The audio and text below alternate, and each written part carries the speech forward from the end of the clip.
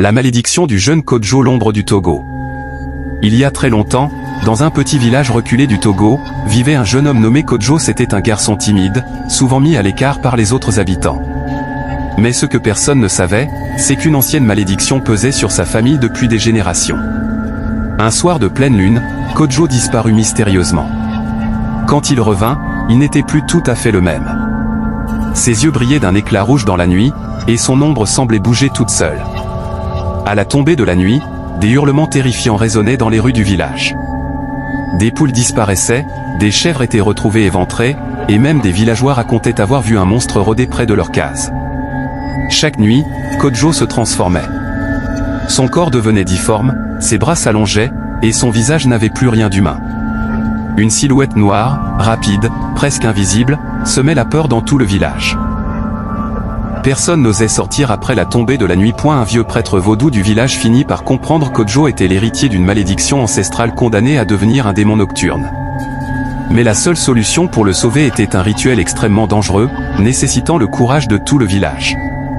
Une nuit, ils décidèrent d'unir leurs forces. Récitant d'anciens chants vaudous sous la pleine lune, ils réussirent à piéger Kodjo au sommet d'un baobab sacré.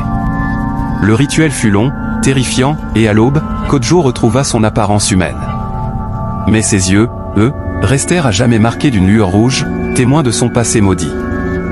Depuis, on raconte que dans les nuits sombres du Togo, on peut encore entendre son murmure, comme un avertissement à ceux qui osent réveiller les anciennes malédictions. Le jeune maudit du Togo. Après le rituel, le village croyait enfin être libéré. Kodjo semblait redevenu un simple garçon, travaillant dans les champs, et dans les anciens. Pourtant, au fond de lui, l'ombre n'avait jamais vraiment disparu. Un soir, plusieurs années plus tard, alors qu'une tempête secouait le ciel, un étranger arriva au village.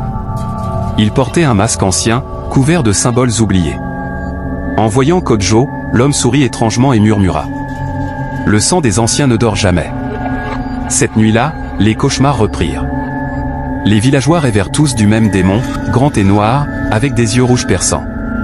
Kodjo, lui, ressentit une douleur atroce dans tout son corps.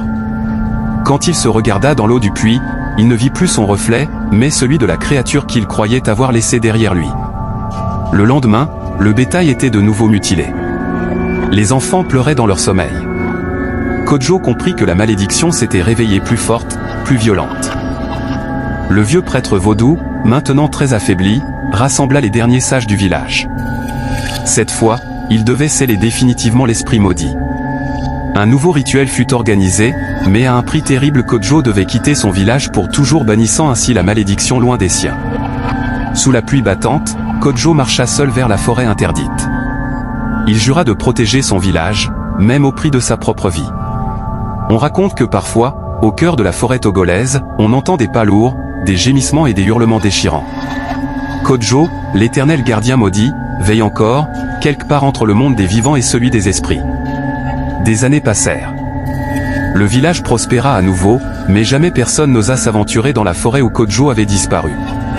Certains soirs, autour du feu, les anciens racontaient aux enfants l'histoire du jeune homme qui s'était sacrifié pour sauver les siens. Un jour, alors que le village célébrait une grande fête des récoltes, une épaisse brume sortit de la forêt.